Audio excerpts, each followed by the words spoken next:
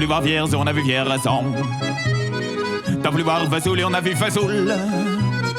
T'as voulu voir Honfleur et on a vu Honfleur. T'as voulu voir Hambourg et on a vu Hambourg. J'ai voulu voir Anvers, on a revu Hambourg. J'ai voulu voir ta sœur et on a vu ta mère. Comme toujours.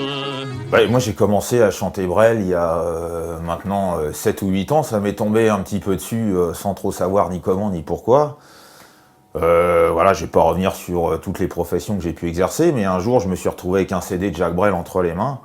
Et puis là, ça a été, voilà, elle avait une révélation. J'écrivais de la poésie depuis des années, puis j'ai été complètement subjugué par les textes, les orchestrations, l'interprétation, etc. Alors évidemment, depuis que je suis adolescent, on me fait remarquer cette ressemblance avec Jacques Brel.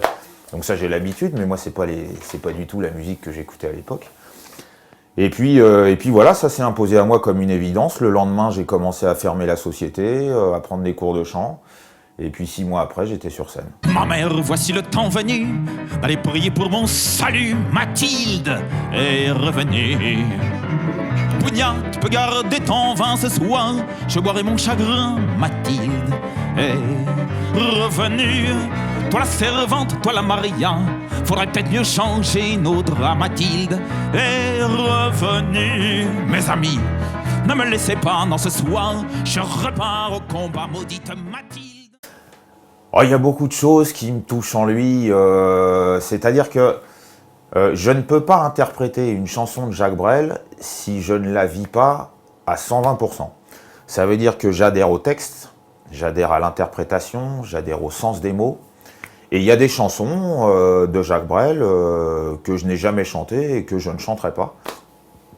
Parce que le contenu n'est pas le mien. Donc il faut... bon voilà, moi j'ai commencé à chanter Brel, j'avais quand même 43 ans. Avec un passé, hein, j'ai été flic, j'ai été détective, j'ai été artisan. Et voilà, toutes ces chansons sur l'amitié, l'amour, la vieillesse, la mort... la trahison, l'immobilisme, etc. Tout ça, c'est des thèmes qui me parlent, c'est des thèmes universels, hein, de toute façon, et c'est pour ça que ça fonctionne encore aujourd'hui, Brel. Et puis, voilà, moi, je me suis complètement accaparé ces textes qui s'adressent à tout un On chacun. a vu souvent rejaillir le feu de l'ancien volcan qu'on croyait trop vieux. Il est, paraît-il, des terres brûlées donnant plus de blé qu'un meilleur avril. Et quand vient le soir pour qu'un ciel flamboie, le rouge et le noir ne s'épousent-ils pas? Alors là, c'est la première fois qu'on me pose cette question. On me dit toujours quelle est la chanson que tu préfères interpréter. Alors là, je réponds un petit peu systématiquement Amsterdam. D'ailleurs, on la met je la mets volontairement en fin de spectacle parce que pour moi, une fois qu'Amsterdam est fini, moi je suis rincé, j'ai tout donné et le spectacle est fini. Alors j'avoue que je ne la chantais pas avant, mais je la chante dans ce spectacle et j'avoue que je prends quand même beaucoup de plaisir à chanter ces gens-là. Et puis à Frida, qui est belle comme un soleil et qui m'aime pareil que moi j'aime Frida.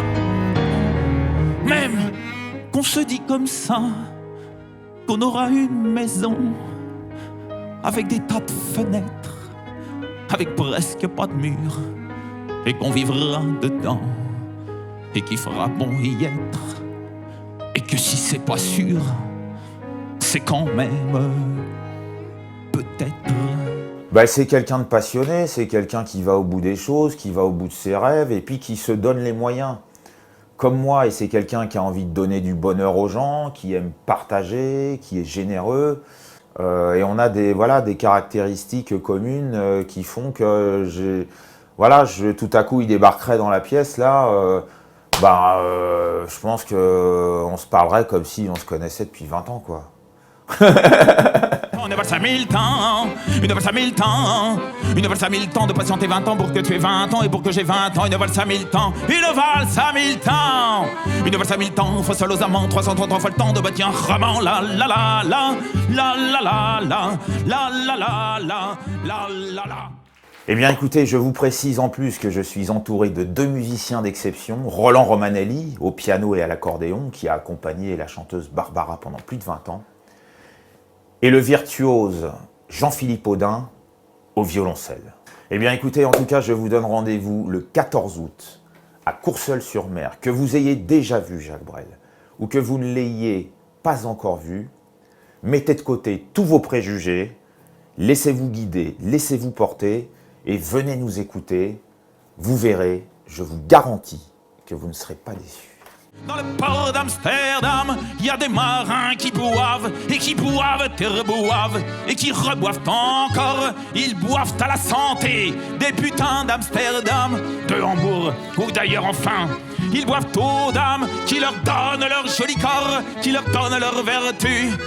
Pour une pièce en or et quand ils ont bien bu, se plantent le nez au ciel, se mouchent dans les étoiles et ils pissent comme je pleure sur les femmes infidèles.